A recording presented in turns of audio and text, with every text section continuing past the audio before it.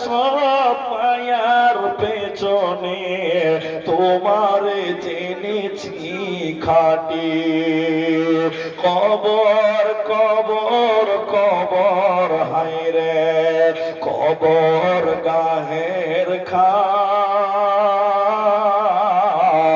না জানি কখন আসিয়া যাবে হায় সেই অজানা দেশের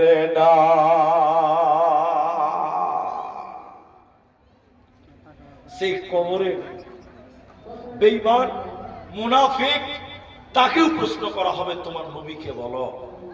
নবীর প্রশ্নটা বারবার জিজ্ঞাসা করা হবে, বারংবার মুমিনকে জিজ্ঞাসা করবে, কাফেরকে জিজ্ঞাসা করবে। যদি উত্তর দিতে পারেন কি লাভ হবে? যদি উত্তর দিতে পারেন কি লাভ হবে? দুইটা হাদিস বলছি, একটা একটা করে মনে রাখেন। এটা দুটো বললাম, এবার দুটো হাদিস বলি। লাভ কি হবে যদি উত্তর দিতে পারেন? এক, আব্দুল্লাহ ইবনে উমর রাদিয়াল্লাহু তাআলা আনহু তিনি বলেন, যখন কোন মানুষ কবরের প্রশ্নের উত্তর দিতে পারবে, তার কবরে প্রতিদিন সকাল সন্ধ্যা 2 টাইম জান্নাত দেখানো হবে, আর বলা হবে এটাই তোমার জায়গা, এখানেই তোমাকে রাখা হবে, এটাই তোমার জান্নাত। জোরে জোরে বলুন সুবহানাল্লাহ। তাহলে কবরে উত্তর দিতে পারলে জান্নাত কবরেই দেখতে পাবে। এবার আরেকটা হাদিস বলি। হাদিসের রাবী হযরত আবু হুরায়রা রাদিয়াল্লাহু তাআলা আনহু নবীজি বলছেন, যখন কোন মুমিনকে কবরে রাখা হয়, আবার দিকে দেখেন, যখন কোন ঈমানদারকে কবরে দাফন করা হয়, কাফন দাফন কমপ্লিট করা হয়, তখন দুটি ফেরেশতা এসে বলেন, এই এই এই তোমাদের মাঝে একজন রাসূল পাঠানো হয়েছে, ইনি কে? মান হাযা রাজুলুন, এই ব্যক্তিটা কে? সেই মানুষটা কে ছিল? তখন ঈমানদার লোক বলেন, তিনি হলেন আল্লাহর প্রিয় নবী, নবী মুহাম্মদুর রাসূলুল্লাহ। তখন ফেরেশতারা বলে, জানতাম, ফেরেশতারা এইভাবেই বলবে, জানতাম তুমি এরকম উত্তর দিবে, এটা আমরা আশা করেছিলাম। তখন ওই কবরটাকে, ওই মুমিনের কবর, ঈমানদারের কবরটাকে প্রশস্ত করে দেওয়া হবে। প্রশস্ত মানে চওড়া করা হবে। কতটা চওড়া হবে জানেন?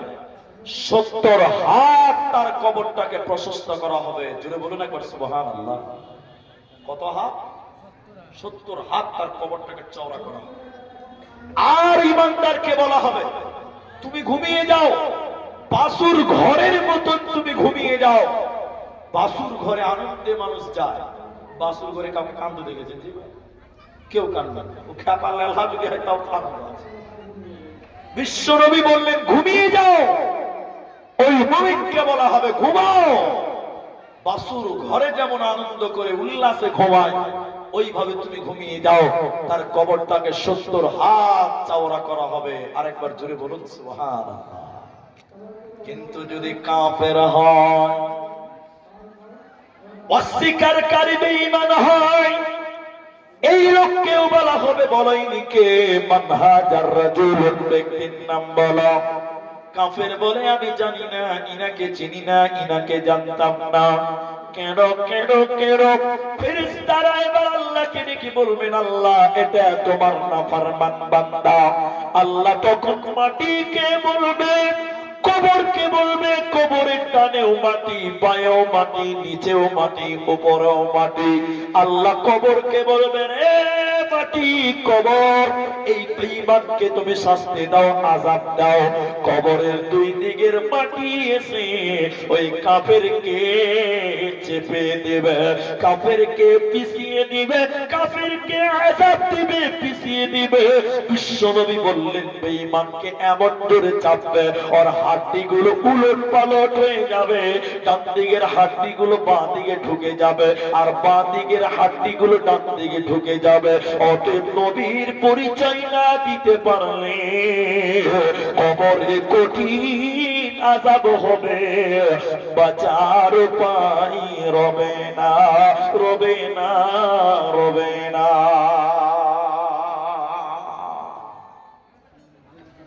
এজন্য নবীর পরিচয় সংগ্রহ করো। দুনিয়াতে লালন করো রাসূলের আদর্শ, রাসূলের মতবাদ, রাসূলের ইজিম তুমি অন্তরে ব্যক্তিগতভাবে তুমি দুনিয়াতে প্র্যাকটিক্যালি আমল করো, মতবাদকে বাস্তবায়ন করো। তুমি কবরে বলবে আমার নবী নবী মুহাম্মদুর রাসূলুল্লাহ সাল্লাল্লাহু আলাইহি ওয়াসাল্লাম। এখন আমাদের যে অবস্থা, আমি ভালুকা বলেই বলছি, আমি আপনার এলাকা খুব ভালো করে চিনি, আমি আপনাদেরকেও ভালো করে চিনি, এলাকার মানুষদেরকেও বুঝি, জালসা সিস্টেম ও মাশাআল্লাহ বুঝি।